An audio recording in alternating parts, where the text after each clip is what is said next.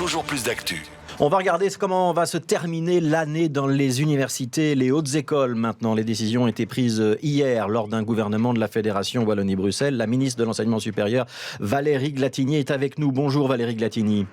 Bonjour Monsieur Confilet. Il y a une date à retenir pour tous les étudiants, c'est la date du 27 avril, parce que ce jour-là, ils devront avoir une explication concrète, précise et définitive de la part de la haute école ou de l'université qu'ils fréquentent. Ce jour-là, on leur dira comment ça va se passer. C'est bien ça ? Exactement, ils devront disposer des horaires d'examen, de la matière qui fera l'objet d'une évaluation, également des modalités d'examen. Tout cela devra être communiqué aux étudiants pour le 27 avril au plus tard. Donc l'objectif, c'est de permettre évidemment des examens, sauf évidemment avis contraire du Conseil national de sécurité. L'objectif, c'est de permettre aux étudiants d'aller le plus loin possible dans leurs apprentissages et de ne pas perdre une année alors que leur parcours est déjà bien avancé. Alors ça veut dire aussi que les hautes écoles et les universités ont le loisir d'organiser l'examen selon les modalités de leur choix. Ça peut être un examen en ligne, un devoir à rendre, ça peut être un examen oral et ça peut être dans certains cas l'examen traditionnel où on réunit tous les élèves dans un amphithéâtre. Il y a de la souplesse, mais également des balises, puisque les modalités d'examen devront faire l'objet d'une concertation entre les professeurs et les étudiants et également le personnel administratif. Il s'agira évidemment aussi de respecter la période de congé du personnel pendant l'été. Et puis, il faudra aussi organiser une semaine blanche entre la fin des apprentissages et le début des examens, de façon à ce que les étudiants puissent se préparer. Ça veut dire que tout le monde aura le droit donc, à son fameux blocus, à sa période de révision. Pourquoi est-ce qu'on n'a pas voulu décider d'une mesure uniformisée qui s'appliquerait à tout l'enseignement supérieur ?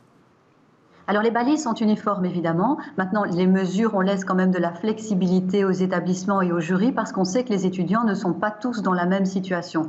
Un étudiant qui est en sciences éco, qui a pu suivre tout l'enseignement à distance, peut être prêt pour son examen et s'il est en année diplômante, nous l'encourageons évidemment à pouvoir passer dans la vie professionnelle. Mais par contre un étudiant qui doit réaliser un stage qui est très important pour son parcours, par exemple un futur enseignant qui n'a pas pu le faire, n'est pas dans la même situation. Et le troisième cas, par exemple, d'un étudiant qui étudie dans une école supérieure des arts et qui doit réaliser une pièce de théâtre collective comme fin de travail avant de pouvoir être diplômé, est encore dans une autre situation. Et donc, on se rend compte que les situations sur le terrain sont très différentes et donc une solution linéaire aurait été au désavantage des étudiants eux-mêmes. Oui. Alors, il y a un cas particulier, c'est les années diplômantes, donc ceux qui doivent décrocher un diplôme.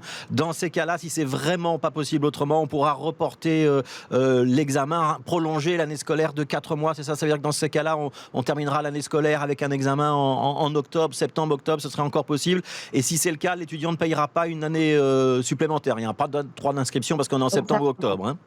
Exactement. Donc c'est une mesure de dernier recours, mais qui en effet doit permettre une prolongation de session pour pouvoir diplômer les étudiants qui sont en dernière année. Et en effet, l'objectif, c'est une mesure véritablement sociale, puisqu'il ne s'agira pas de leur faire repayer un Minerval. Alors un mot sur les stages, Valérie Glatigny. Un certain nombre de formations, notamment dans les hautes écoles, où il y a un parcours qui inclut un stage.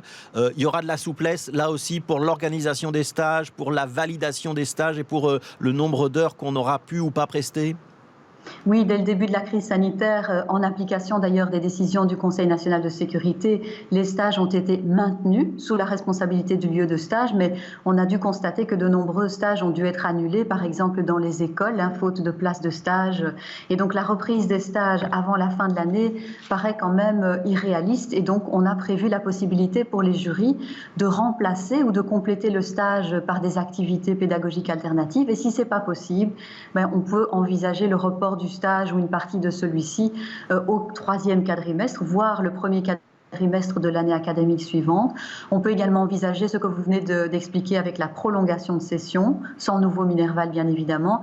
Et en dernier recours, le jury pourra décider de dispenser un étudiant qui aurait déjà réussi au moins 75% du volume de stage qui est imposé par la réglementation. Ça, ce sont pour les stages évidemment, ce ne sont pas pour les stages des professions réglementées. Ouais, pour les professions réglementées, il y a d'autres précisions. Un dernier mot pour ceux qui sont les étudiants en médecine ou qui voudraient devenir des étudiants en médecine. Il y avait un examen d'entrée. On sait que c'est toujours des études qui sont très prisées. C'était prévu le 3 juillet. Ce sera reporté, donc ce sera fin août l'examen d'entrée en médecine ? On se rend bien compte en effet que dans la situation actuelle, la date du 3 juillet avec un examen qui réunit entre 3 000 et 4 000 étudiants au ESEL sera difficile à organiser et donc on a anticipé, on a reporté l'examen d'entrée en médecine au 28 août et une deuxième date sera fixée. Donc l'objectif c'est de maintenir le principe de 2 dates pour soutenir les étudiants pour qu'ils soient dans les mêmes conditions que les années précédentes. Et donc 28 août et 14 octobre pour l'ensemble des épreuves à réaliser. Ça veut dire aussi que pour ceux qui ratent cet examen, le 14 octobre, ils pourront encore se retourner et entamer d'autres études, le cas échéant ? Oui, il y a déjà des possibilités d'inscription tardive, donc des dérogations qui sont accordées aux étudiants qui veulent se réorienter. Et donc nous verrons avec les établissements d'enseignement supérieur s'il convient de prendre des dispositions encore plus souples pour cette année tout à fait exceptionnelle. Et on les voit d'ailleurs ce soir. Mais à ce stade, il n'a pas encore été fait état d'une nécessité à cet égard. Oui.